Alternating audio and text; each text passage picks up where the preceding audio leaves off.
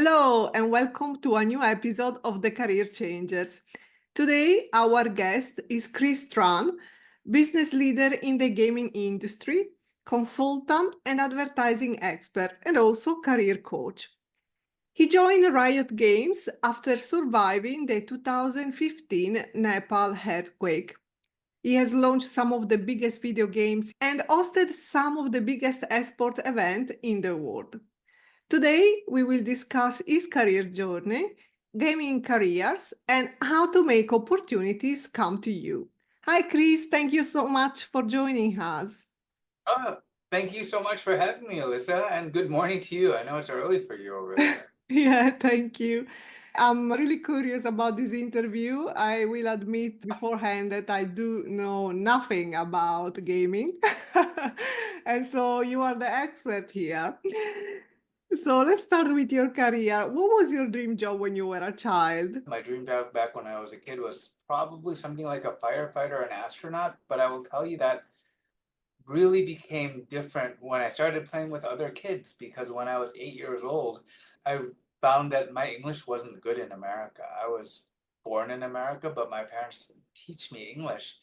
And so I found myself only making friends via the computer club and by video games. So when I was 8, Elisa, that was 1983. So Mm. computer games as a job weren't a thing, but we like to play with computers. So in 1983, I could see pretty early on that if not part of my job or career, that video games were going to be an important part of how I connected with other people moving forward in my life. And gosh, 1983 was a long time ago, Elisa. I do understand that. But so what did you do while growing up? What did you decide to study? I was a product of my parents, and like of many of our parents, they wanted the best for me. Growing up, I studied to be a doctor. And Oh. then in university, I realized that I did not have the patience or the empathy I think a good doctor would have. So then I studied economics because then if I can't help people, then I thought it would be very important to figure out how to make money. And so I Well, graduated university. I think it's great that you recognize you didn't have the empathy before you became a doctor. Yeah. I'm not sure if it was a win though to say, oh, I think I need to make money, so I have to do something. There's something not very romantic, but very practical Oh. about making that call back when I was in university. So I graduated with a degree in biology and a degree in economics, and I was not a very good student. I was a Mm. C plus student, and I only discovered this last year when I looked at my grades because I just did not want to look at my grades ever since I graduated from university many years ago. And Mm. apparently, if you're a C plus student, you can do pretty good in life. Yeah, you can. You went through the educational journey, you got your qualification, and sometimes there's no reflection of what your life is gonna be later. So actually, what happened after? How did you start your professional life? Or better, what was your first job? Maybe that was before you finish university. How I had my first professional job was I got into a car accident, Alyssa, and I needed money. And I needed money really fast to pay for my car repairs so that my parents would not find out that I had hurt their car. Down the street, this was 1995, and there was a company selling internet access. It was an internet service provider in 1995. And nobody knew what internet was in 1995. Yeah. So my friends had gotten jobs there. And they said, we don't know what we're doing, but they will ask you 3 questions, Elisa. And so to these 3 questions, here are the 3 answers. And I memorized them. I came in, and after being asked those 3 questions, I would give answer to those 3 answers. And then suddenly I was a customer support IT person for the internet in 1995. And what I always did was ask people to turn off their computer, turn it back on, and then call me back if it didn't work. That was it. I was one of those IT guys that was really bad at what he did in the early days of the internet. And that is how I got my first job. Not having a computer degree, studying biology, studying economics, but just needing to make money. So I put myself in a situation before I was ready so that I could make some money and move forward with my life. Mm. And so, how did you progress your career after that? I progressed my career through putting myself into places where I did not necessarily belong. Is probably the easiest way for me to say that, because I didn't belong at the internet service company, yet I still got a job there. And then later on, when I was graduating, I wanted a job at a consulting firm. I wanted to work at, back then Accenture wasn't there yet. It was called Anderson back then, right? So at an Anderson or a Price Waterhouse or a Coopers and Lybrand or an EY, back before Price Waterhouse and Coopers merged, but they didn't recruit at my university. So I had to just force my way into universities and pretend to be a university student someplace else so I could meet with those recruiters. And that was how I got my first job after university, as a Deloitte consultant. After that, I worked at Deloitte in places like Switzerland and London, all across America and Canada. And then after that, I decided to go back to Vietnam after my father passed away. And then I ended up in advertising because I heard some people, I eavesdropped on them in an elevator. I heard people talking in an elevator saying, hey, we really need somebody to take charge of our company in Vietnam, but we don't know anybody. And so I followed them, and then I introduced myself saying, hi, I'm Chris. I would like to talk to you about your opportunity to take over your country in Vietnam. I didn't really know what they did. I didn't know why they needed it. I just thought it would be an interesting conversation to have.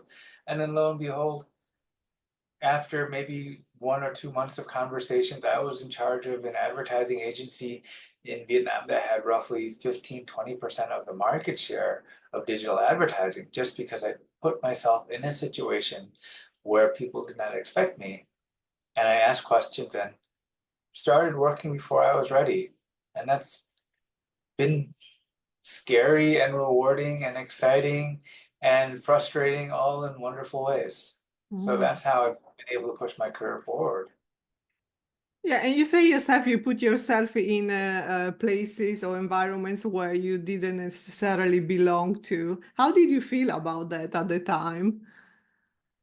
Terrified.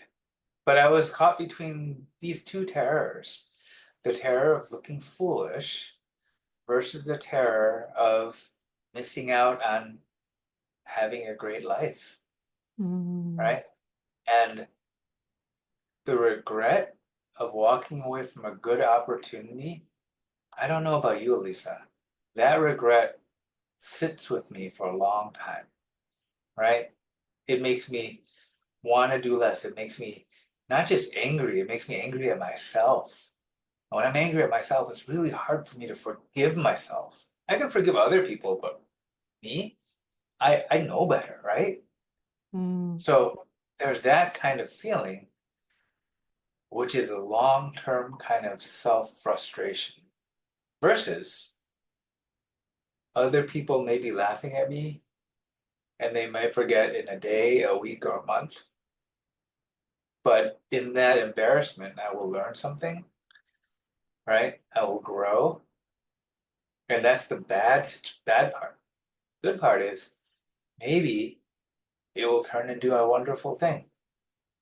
And I've been lucky in that, sure, I have probably failed more times than grains of rice you have eaten in your lifetime. However, I have forgotten all of them. Only remember the one time that it worked out for me, which is also a pretty cool superpower to have. I do really feel that probably all of us sometimes maybe too scared to choose the next opportunity and then maybe Yeah, regretting that. we live in a world with so many opportunities that pass or that float around us all the time. But I sense that we self-reject a lot. We say, oh, it's not for me, it's for somebody else. And so that means our lives are pretty small and our lives are in waiting mode. We think, oh, when is it going to be my turn? But Mhm. we have so many ways to just step forward a little bit. And instead of feeling like the world is getting too small and we get trapped, we can feel very big and be part of the world and be really excited about the new things that happen, all the good things that can happen to us just by trying out the opportunities around us, like trying on clothes. And if they fit, great, we found something that really makes us happy. And if it doesn't fit, if an opportunity doesn't fit, then we just found out something new as well that didn't work out. And we learn and we grow and we smile and we laugh and we dance. Hmm. And yeah, life is good. So you share your experience of surviving the 2015 Nepal earthquake. How did that Yeah. impacted your career decision? Oh God. I came to Nepal on vacation because I just needed to get away from the company I owned and was running at the time. It wasn't a business that was bringing me joy, and I felt like I wasn't making progress to who I wanted to be. In fact, I felt the business was taking me farther away from who I wanted to be. And so I went to Nepal to relax. And then the earthquake happened, and then I found myself living on the streets of Kathmandu for a week, sleeping with strangers because we couldn't go into buildings, looking for food every day. And I realized I did not want to die doing something I hated. I Mm. did not want to die trying to live a lie so well that it would make me rich. And then with rich, I could live the way I'm supposed to be living, right? It seemed like a very complicated, gosh, inefficient way to get to who I was supposed to be. And so when I left, I sold my company. I saw the opportunity to do one of two things that I wanted to be. One was video games, the other one was to be a teacher. And so the video game opportunity was harder to get at Riot, but paid a lot more than being a teacher. And so I chose that. And I walked away from a career of pain and lack of authenticity into one where I make a lot of people happy and was able to grow closer to who I wanted to be. But I only gave myself permission to make that choice because I had faced a very dangerous, scary situation. So what has been your most memorable experience launching some of the biggest video games in the world? Launching these games, it takes a lot of people and working in tandem. So what was it like? It was like being part of, gosh, I want to say as organized and as powerful as an army, but more social, more connected, more close, more intimate, like a big family. We were working together to achieve something big and to deliver something to some very worthwhile and deserving people, which are the gamers of the world. And we have a lot of competition and it has a lot of moving parts. So it requires military discipline and precision, but it also requires a lot of trust, a lot of happiness, a lot of joy, because if you're too clenched, too tight, too tense, too stressed about doing these things, it's really hard for people to have fun about it, right? And in those moments of joy and relaxation, we could play and do random things that in small corners of the world really felt great without necessarily causing problems for the global phenomenons that we were trying to incubate and bring forth into the world. Yeah, a big family discipline like an army, or a big army with relationships like a family. That's what it was like. What inspired you at some point to transition from your previous roles into becoming a coach? I've had a great set of careers. I love this podcast, Elisa, because it's about changing careers, right? I've been a consultant. I've been a farmer for a short period of time. I've been in advertising and I've been in gaming. And consulting, advertising, and gaming, those are all dream careers for somebody. And I've been able to do all of them, but I was never quite happy. I was frustrated. I felt overlooked. I didn't get the promotions I thought I was due. I thought I could make more money. I did not have a good chance of having a work-life balance. Like when I left Riot, when I left one of the greatest game companies in the world, I told everybody I was retiring so that I could get married and so that I could have a family. And then the same month I left the game company, I got engaged. A year later, I got married. 2 years later, I have a son. But in that process, Elisa, I realized that I could have done all of that while still working, but I didn't have good advice. I didn't have somebody to take me by the hand saying, hey, there's more to career success than just working hard. There Mm. are a lot of other things you need to do. And there's also a place for for high emotion. People feel angry, people feel sad, people feel betrayed, people feel stressed all the time. And because we don't have coaches in our lives, that negativity undermines what we try to achieve in our work, right? We want to do great things. What a coach does is it gives us skills to channel that, to manage that, so that we can be more effective, have better work-life balance, get promotions, find other jobs, just be happier or make the people around you happier, which in turn will make you happier as well. These are all things that we are never taught. We are just assumed. And if I had somebody who could have taught me those things, I would have been even happier and more successful. And so I thought, wow, what a shame. What a shame that there are so many people who have their dream jobs, but do not have their dream lives. And so as a career coach, my joy is making or helping people transform and taking what they have into something that they love. You mentioned helping people with career growth and development. So there are a few topics I would like to cover. First of all, how do we go from being overlooked to be seen in the work environment? As you said, many times people have their dream jobs and they go unseen. That is the most important question people should ask themselves. Because if you feel like you're being overlooked, then you will be exploited. You will feel like life is unfair, and it will make you frustrated and angry, right? Mhm. To go from being overlooked to being seen, it's about impacts. You need to understand not what you're good at, what that contribution is to the company, to your boss, and your teammates. Because when you know how you are impacting the people around you, then you can talk to them about it. But if you're never talking about how you're improving, creating impact, building value, then it is quite natural for people to forget about you and gravitate to the other people who are a little bit more talkative and boisterous about what they do. Once you know how important you are to the people around you, life becomes much easier. How do we go from a feeling of powerlessness to being able to influence other people?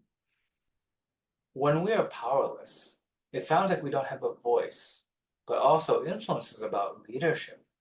And oftentimes, we've been taught we have to wait our turn to lead somebody, which I think it's a bit of a contradiction because people will only let us lead other people when we demonstrate, when we show them that we are capable. So you have to create opportunities for you to lead. You can help mentor and teach your peers or new people coming into work, etc. And as you start demonstrating your leadership potential without being asked, when you demonstrate your leadership skills by pushing yourself into situations where you know people need it, but no one is volunteering and nobody is asking for volunteers, that's when you start getting noticed. That is when you start shifting from somebody who is ignored to being a trusted advisor. You want to be a trusted advisor to your boss. You want to be a trusted advisor to your boss's boss. Heck, you want to be a trusted advisor to everybody around you because that's really another form of leadership, right? And when you have that sort of influence, you are not hunting opportunities anymore. You are on the short list of everybody's dream team to bring into what they're working on. Wouldn't life be easier if we were on somebody's dream team list? Yeah, that's so true. Is there anything else that you would add to someone that would like to be chosen and not being ignored? Back in my day, when you apply for a job, when you apply for a promotion, you want to say, I'm qualified, which means that you're meeting the minimum qualification. The world has changed. The world has changed. I don't know when, but one day we woke up and meeting the qualification was not enough. Instead of being qualified, you have to be uniquely the best, right? Instead of clearing the floor, you have to be touching the ceiling. And to do that, it's not about getting more skills. It is about learning how valuable you are and learning how to talk about it so that everybody needs to learn how job hunting skills are just a facet of sales and marketing skills, right? That, I think, as people realize that this is the case, they will find that it's easier to get a job. Not that it's easier before, but way easier than just leaning back and hoping, oh my gosh, I hope they notice me. It takes courage. It does make people anxious. Mm. However, if you want to grow fast, you do have to be brave. You do have to be anxious, and it's going to hurt a little bit. But trust me, once you get a little stronger, life is way better. You mentioned before that if we become the confident of our leaders or boss, then it's easier they will come to us rather than us having to chase opportunities. But are there any other strategies that we can use to making opportunities come to us rather than waiting for them?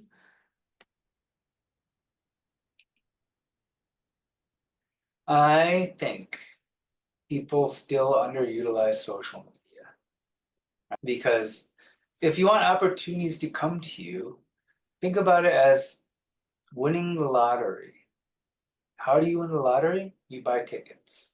The more tickets you have, the easier it is to win the lottery, correct? And with social media, the way I think about it is that each time you engage with somebody or you write a post on social media, it is another lottery ticket so that opportunity can find you. And so oftentimes people self-reject, Elisa. They say, oh, I'm not smart enough. I'm not a leader. I'm not you, Chris. I'm like, yeah, I'm not me either, guy. Right? One of the things I tell my clients, Elisa, is take a job description you want and look at all the roles and responsibilities. And for each of those roles and responsibilities, write a LinkedIn post. So if there are 7 responsibilities, for each of those 7, write an article about why that responsibility is important. 2 is how you achieve that responsibility. And 3 is what is the best case study that you brought forward for that. So imagine from one job description, you have 7 times 3, which is 21 different posts, telling people you understand the impact, you know what to do, and you've been successful again in the past. And when you put that energy out there, not only is it people who are the people who are hiring for that job more likely to interview you, but other people looking for people like that are more likely to find you. And not only that, other people who look up to you will start following you and maybe bring opportunities to you that way. We have to stand up, understand why we're important, why we're good at something, and tell other people, right? And it's not complicated, but emotionally it can feel very difficult and challenging. Mhm. So time is flying and we are reaching the end of this episode, but we still have a few more questions. So first of all, what advice would you give to someone looking to change their career? Gosh, the short answer is get a career coach, but I feel like that's a little bit too. Call me.